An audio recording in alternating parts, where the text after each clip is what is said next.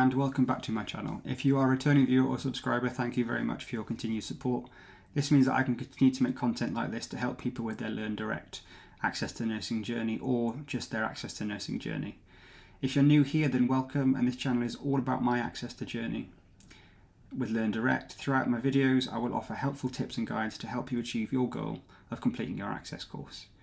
Throughout this video, we're going to be looking at Unit 8, Roles and Responsibilities of a Registered Nurse, and I'll drive into it and break down the questions, and I'll show you how I answered them. And then I will attach a link to the video that I did for this presentation, which you can view alongside this video. Quick disclaimer, please do not copy any of my work, as this is plagiarism, and it will see you removed from the course. And these are just guides and tips to help you in the right direction to complete your units and then complete your course. I'm not here to give you the answers and for you to copy my work. So this is a graded unit, and you will either receive a pass, merit or distinction, and you are entitled to send a draft to your tutor up until Unit 9. So I would really utilise that tool, which allows you to send a draft to your tutor so they can have a look at your work and make sure that you're meeting the requirements for a pass, merit or distinction, and they can give you a little bit of guidance on how to improve or just submit your work for marking. It's really important that you use this tool because it really does help further along the units you get. And like I said, after Unit 9 you don't have this tool, so you're only able to submit your completed assessment. So question 1 asks you to deliver a presentation that covers a discussion on the recent changes and impacts onto the roles and responsibilities of a registered nurse. You're to provide a discussion on the roles of the NMC or Nursing Midwifery Council in relation to nursing practice. Provide an analysis of the implications on the Code of Nursing Practice and roles on the registered nurse, and an evaluation of the effectiveness of an MDT or multidisciplinary approach. The evaluation must include positive limitations and effectiveness of the multidisciplinary approach to nursing practice. So like I said before in my previous videos, if you aren't comfortable with assessment verbs and you don't understand what you're meant to do to answer those questions, if you're a LearnDirect student, you need to go back and look at the guidance because it's a really useful tool. If you're on a different course doing this unit, or you're at college doing this unit, I would really recommend that you go onto YouTube, because they have fantastic people on there that will take you through what these assessment verbs are. If you're a visual learner, some of them do little animations to show you how it works, and if you're more academic learning that way, then they take you through how to write and structure them, and I found them really useful alongside the guide that I had from LearnDirect. Again, it's really important that you read the guidance for this unit, as you need to produce a set of slides using PowerPoint or similar software. I use Keynote as an Apple product because I prefer Apple products. I just find them easier to use, but you can use PowerPoint. These are used to support your delivery of your presentation. So you are supposed to video record this, and that relevant file is to be submitted to YouTube, where you will put it as an unlisted product, give your tutor the link to access that file alongside your presentation notes. It's really important that you don't embed video files within your presentation, because that will get you sent back with no marks whatsoever and no feedback from your tutor. It will just come back as unsubmittable. The presentation must be 20 minutes in duration, and it mustn't be any longer than that. So it's really important that you practice, repractice and repractice till you get it right. You remove information or put information in to shorten it, and just to make sure that you get the most useful information, the most time out of there. So for those that are on the LearnDirect, you need to have a YouTube channel which you can set up, and when you upload a video, as usual, you need to make sure that it's unlisted and that you send your tutor the generated web link to allow them to view your file. It's really important there at the bottom that you don't delete any of your course files until you've actually received your certificate as finalised results, because the ratification board will go onto YouTube and look at your videos as part of their moderation process. Hello, this is my presentator notes for Unit 8. As you can see, I have a heading with my name, the course and the unit I'm doing. Presentation notes is my heading, and then I have my link for my video, which I'll also keep in the description below, so you can click on that and have a look and see how I presented it, how I did it, and then might give you some ideas on how to do it yourself. So I'm going to do something a little bit different. I'm not going to read the slides as I go through, because I did it earlier and it was like a 35-minute ramble on, and I just thought no one's going to want to watch that. So all I'm going to say here is just pause and navigate through as you wish, and I'm just very slowly in slow time going to go through it and just talk a little bit about what I did in the slides. But pause it, have a read, might give you an idea of what to write if you're answering these questions.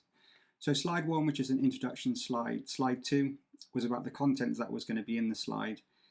Slide 3 and 4 looked at what is nursing and what is a registered nurse. I went on there to add about the fields that were in nursing. Slide 5 was to look at categories that have impacted changes into registered nurses' roles and responsibilities. And those 5 categories was political, economical, social, technological and scientific advancements. I then went on there for political, and I said about the Patients' Charter in 1991, Patients' Project 2000, which was when the government introduced their university degree for nursing. Economical impacts, I looked at Labour's NHS Improvement Plan of 2004 and the Health and Social Care Act 2012. Social factors, I looked at an ageing population and how that has changed their roles, and unhealthy lifestyles, about how obesity costs the NHS so much and it's increased nurses' training and development. Scientific and technological advancements, I looked at medical advancements that have reshaped the NHS, to look at radiology, the discovery of cancer. I looked at COVID-19 and how that impacted the responsibilities of the nurse during the pandemic, as they were expected to become the patient's point of contact, chaplains within their own rights, and triaging patients and equipment. I gave a quick conclusion, followed on by the next bit, which is to explain what the NMC is, the Nursing Midwifery Council, who are they, what is their role, and how do they support the development of practice. Just pause it here, have a little look through to your pleasure. I then went on to talk about revalidation. How do they ensure the practitioner is licensed to practice? What is their role in patient safety? That just explained everything about the NMC, who they are and what they do. I then went on to talk about the code of practice. So the four pillars of practice was to prioritise people, practice effectively, preserve safety, promote professionalism and trust. The implications if you do not follow the code of practice, I then went on to write about what could happen here if you don't do that, what the NMC will do. I then went on to talk about clinical governance. What is clinical governance? So just a very short spiel on what clinical governance is, and then another slide there just to explain the main components of clinical governance, what it's there for, why it's there. The conclusion of question 2, I wrote a conclusion on that because it's part of the assessment verbs, and I just wrote about how things have affected the roles and responsibilities that include the governing body, the government and the NMC.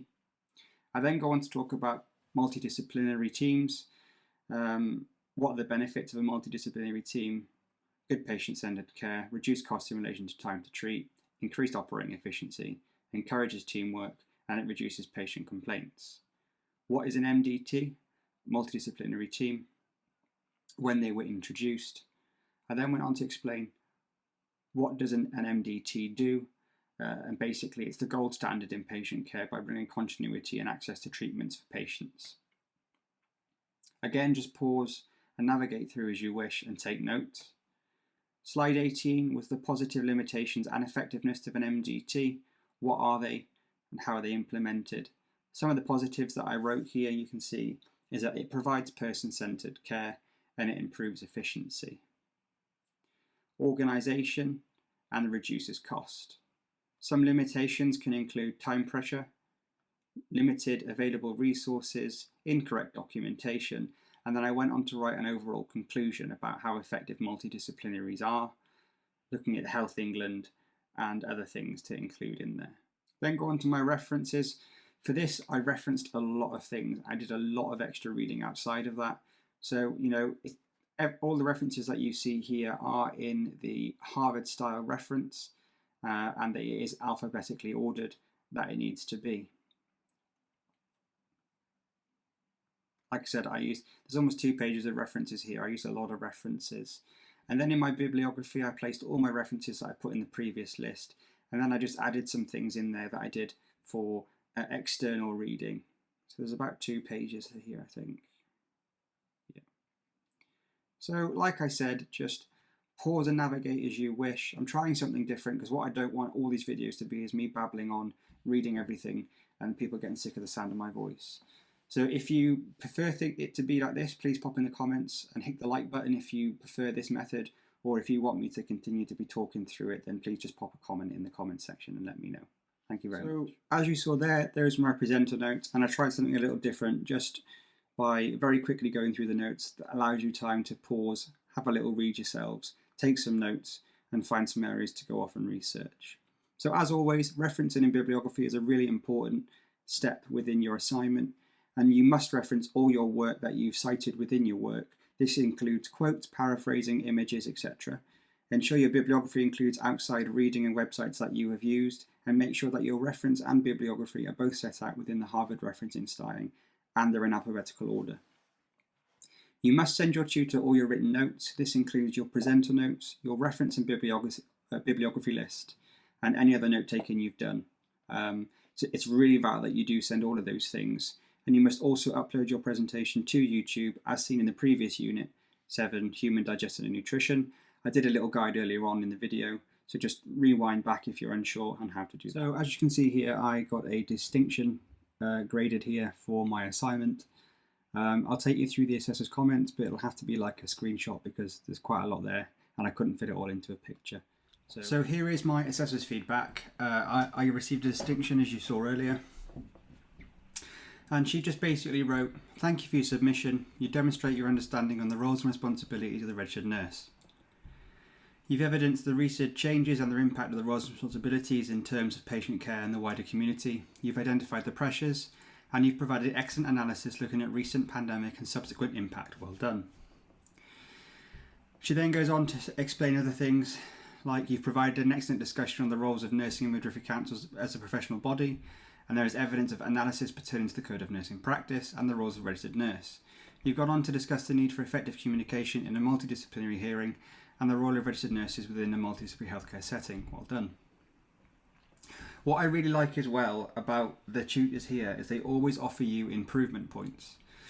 So she said that you could have included some narrative looking at early diagnosis, treatments and economic advancements having an impact on life expectancy and long-term conditions. You could have highlighted how lifestyles have also changed, unhealthy eating habits, smoking and substance abuse, and long-term diseases in depth. There is discussion about changing the role of registered nurses, and you could have looked at the role of the nurse as an educator and an advocate to patients, their families, and offering them information that facilitate their choices and decisions when it comes to care. They then again put the suggestions for improvements below, and then they offer you what they call grade descriptors. So as you can see here, I got 4 distinctions for my overall work, and then they just go in to put more comments about your work. And as you can see below there, I got an overall result of distinction. So it's really important that you listen to what the instructor is saying and then listen to their feedback and specifically take note of the improvement points, because you can take those and put them into your future work, which is something I did when I had to do another video presentation later on in the units. So my advice to you is that you just listen to what they're saying, take away the good points that you have and then the improvement points, because you can only get better by improving. So I just want to say thank you again for taking the time out to look at my video and look at my content. Please, I really appreciate your support in this. Hit the comment section and let me know how I can improve my video. If you like something that I do, and if you don't like something I do, just let me know. And as always, if you can hit that like, comment and share button, I'd be really appreciative. Thank you very much for your time. I really appreciate your continued support. Until next time, take care.